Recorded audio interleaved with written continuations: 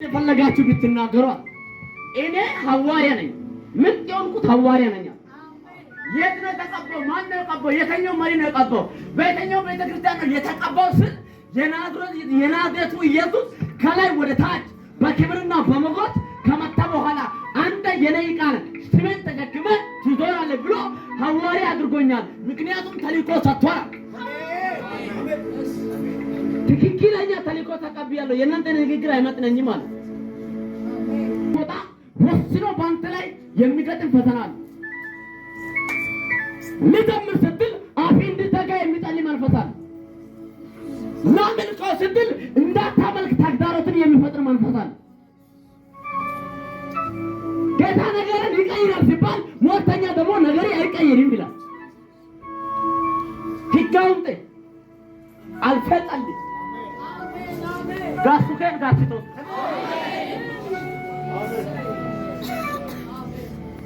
ያላችሁ በዚህ ዓለም ላይ ዋና ፕሮፌሰር እና ረዳት ፕሮፌሰር ተብሎ ይጠራሉ። ሰው በራሱ በደመ ተምሮ ፕሮፌሰር ሊሆን አይችልም። ፕሮፌሰር ተብሎ የሚጠራው አንድ ሰው ተምሮ ወደ ፕሮፌሰርነት ደረጃ እስከሚደርስ ድረስ እድሜ ጳውሎስ ሕይወት ላይ የሆነው ሌላ። የጳውሎስ ዘመን በባዶ ቦታ ላይ ተበላሽቶ ነበር። አንድ ቀን የኔ ጌታ ኢየሱስ መጣና የተበላሸውን አስተካከለ። ዛሬ መልእክት አለ። የተበላሸው የአንተ ጉዳይ በኢየሱስ ይስተካከላል።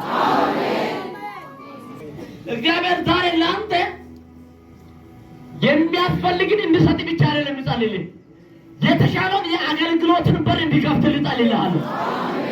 ምን ያደርግልሃል? ጳውሎስ ከፖለቲከኞች መካከል በጣም የታወቀ ሰው ነበር።